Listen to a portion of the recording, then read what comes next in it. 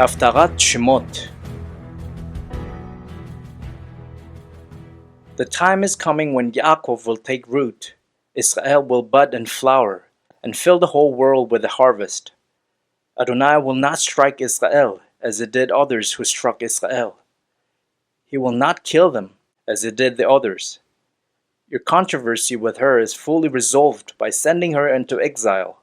He removes her with a rough gust of wind on a day when it's blowing from the east. So the iniquity of Yaakov is atoned for by this, and removing his sin produces this result. He chops up all the altar stones like chalk.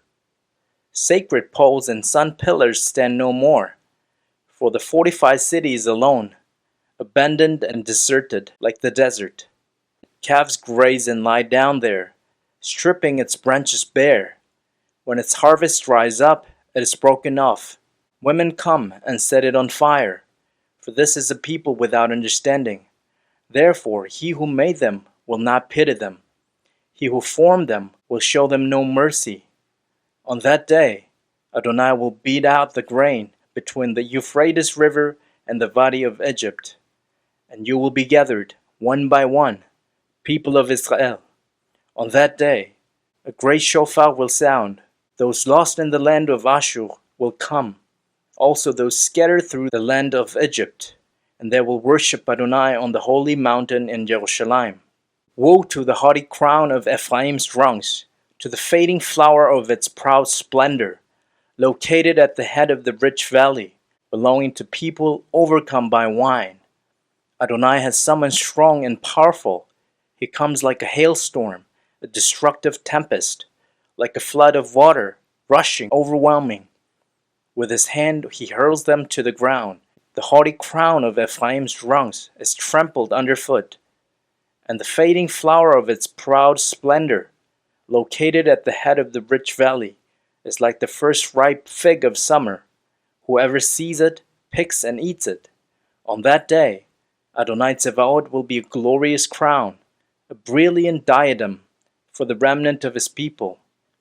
He will also be a spirit of justice for whoever sits as a judge, and a source of strength for those repelling enemy attacks at the gate. But there are others reeling from wine, staggering about because of strong liquor. Kohen and prophet reel from strong liquor. They're confused by wine, led astray by strong liquor. They err in their visions and stumble when judging. All tables are covered with vomit and feces.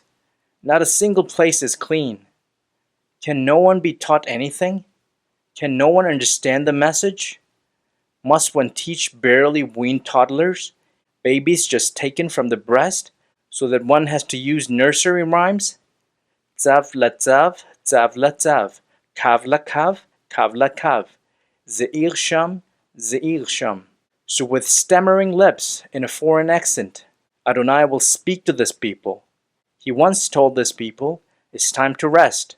The exhausted can rest, now you can relax. But they wouldn't listen. So now the word of Adonai for them comes, precept by precept, precept by precept, line by line by line, a little here, a little there, so that when they walk, they stumble backward, and are broken, trapped, and captured. Therefore, here are the words of Adonai who redeemed Avraham concerning the house of Yaakov. Yaakov will no longer be ashamed. No longer will his face grow pale. When his descendants see the work of my hands among them, they will consecrate my name. Yes, they will consecrate the Holy One of Yaakov and stand in awe of the God of Israel.